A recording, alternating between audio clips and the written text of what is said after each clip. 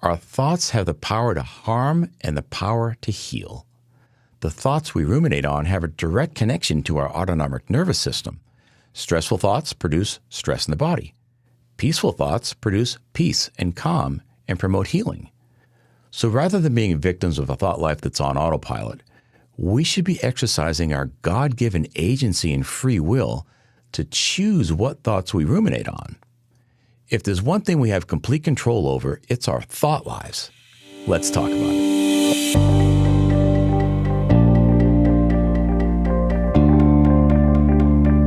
Welcome to the Christian Healthy Lifestyle Podcast, where I help you navigate natural health so you can stay out of the doctor's office, age gracefully, and live abundantly. I'm your host, David Sandstrom. Today, we're continuing my series on the power of the mind-body connection. I'm going to be reading from my book, The Christian's Guide to Holistic Health, specifically Chapter 23, The Anatomy of a Thought, Part 2. Chapter 23, Anatomy of a Thought, Part 2. Do not be conformed to this world, but be transformed by the renewing of your mind. Romans 12:2. Thoughts have energy. If we're going to maximize our health potential and tap into the healing power of holism, we must address our stressful thought lives. According to WebMD, 75% to 90% of all doctor visits are stress-related. One of the more effective ways to reduce stress is to eliminate toxic thinking. Thoughts have energy. Just as a rock tossed into a pond creates a ripple effect, radiating outward in all directions, our thoughts have influence beyond our minds. So let's track an idea from its conception to a physical manifestation in the body. New thoughts get filtered by our individual life experience with all our beliefs, desires, biases, and expectations. By passing through these filters, we form impressions and assign interpretations. Over time, these interpretations give birth to full-blown convictions. These ideas can and do act on our bodies. It could be as outward as a physical movement or a spoken word that operates through the somatic voluntary nervous system, or it may be an unseen response that affects our organs and systems via the autonomic involuntary nervous system, or the ANS. The ANS's influence on our hormones and neurotransmitters is of particular interest to our health and well-being. The ANS is divided into two parts: the sympathetic, fight or flight, and the parasympathetic, rest and digest. These two divisions operate in a seesaw-type relationship. They are antagonistic to one another. In other words, when one is up, the other is down. Operating together, they bring homeostasis or balance to our systems. Fight or flight. The sympathetic side of the ANS responds to stress and prepares us for fight or flight.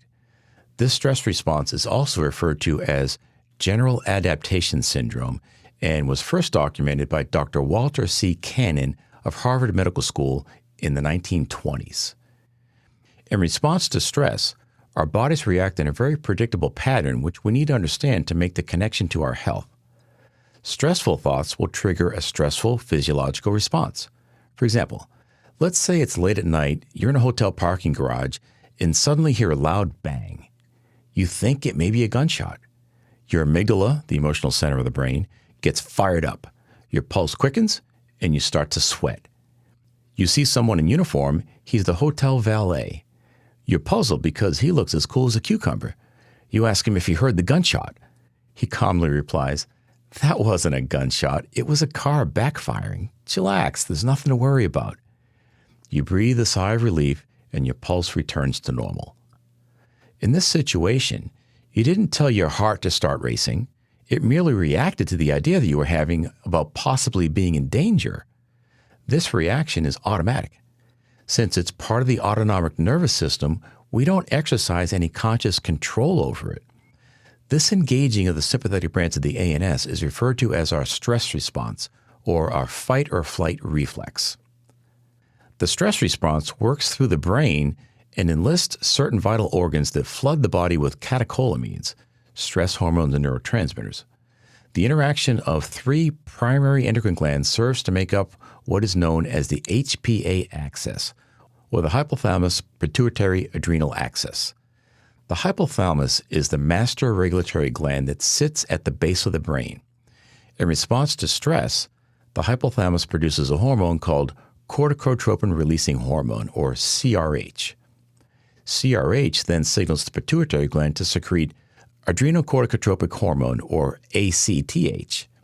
ACTH then stimulates the adrenal glands to produce cortisol and adrenaline. This chemical cascade is what prepares the body to handle stress. See Figure 7. When the sympathetic nervous system is active, it prepares the body for fight or flight. Energy and resources are directed away from non-urgent tasks such as digestion, immune function, and cellular repair toward more urgent tasks designed to help us escape from danger. Our pupils dilate and our alertness is heightened. Heart rate and blood pressure increase. Blood is directed toward the large muscle groups such as the legs. We may hyperventilate, perspire, or experience trembling.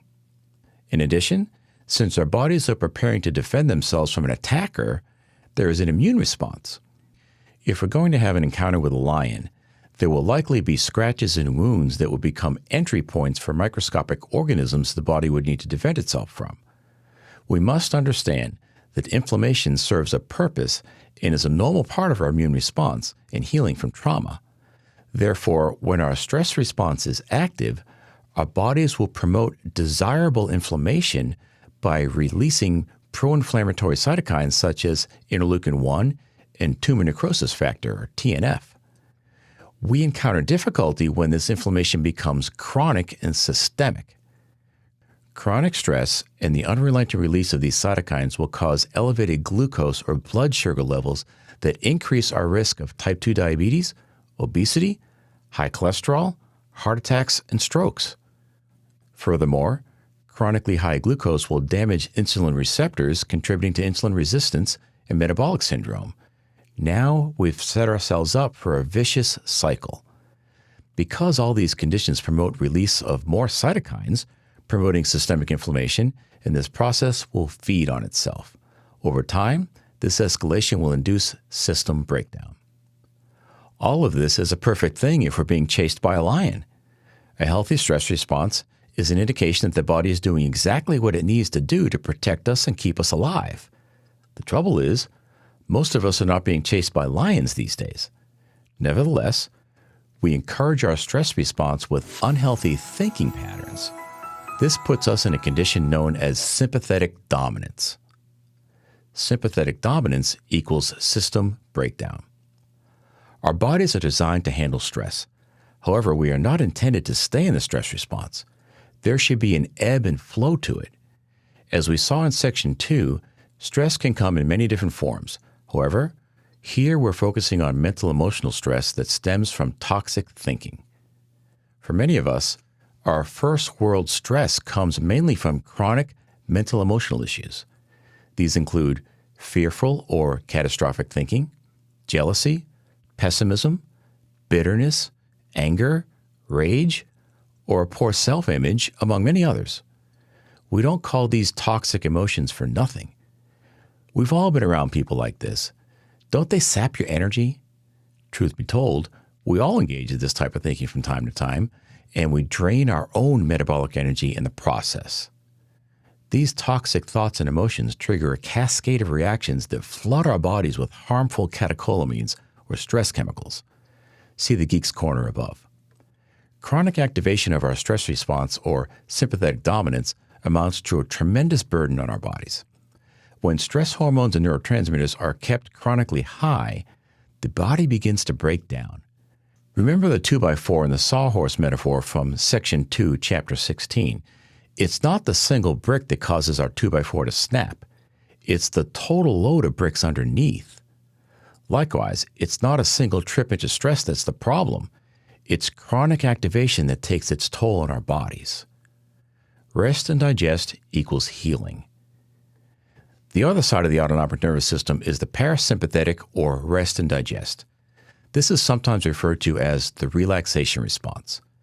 Dr. Herbert Benson from Harvard University documented this process quite well in his best-selling book, The Relaxation Response.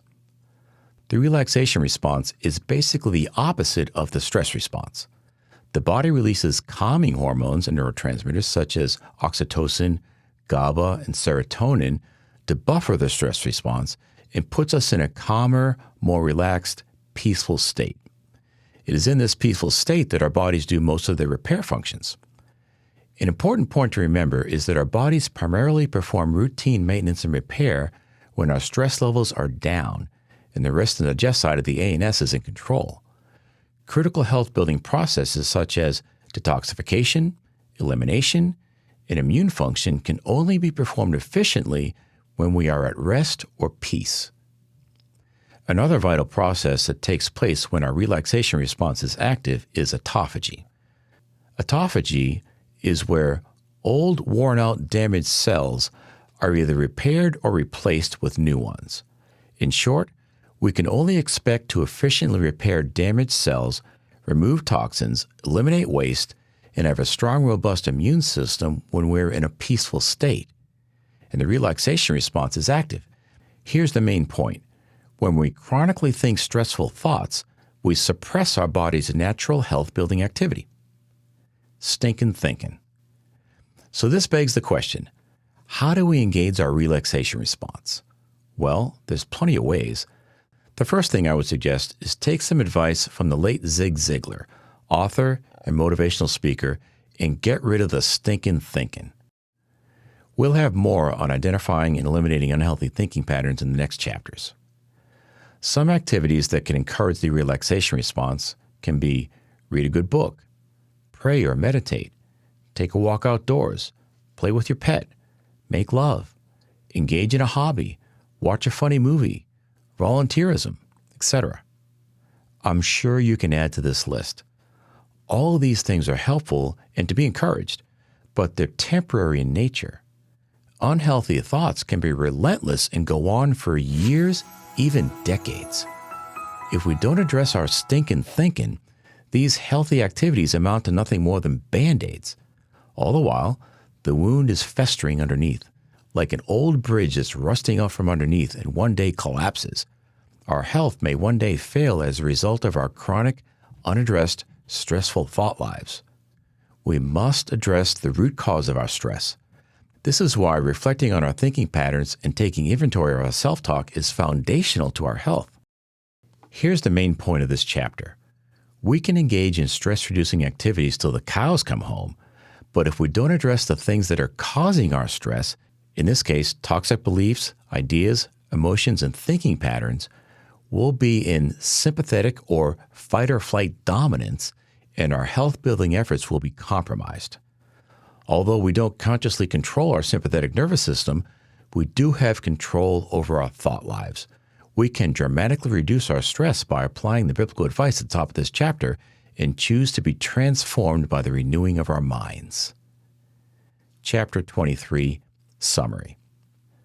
Thoughts have energy that radiates outward, similar to a rock being thrown in a still pond.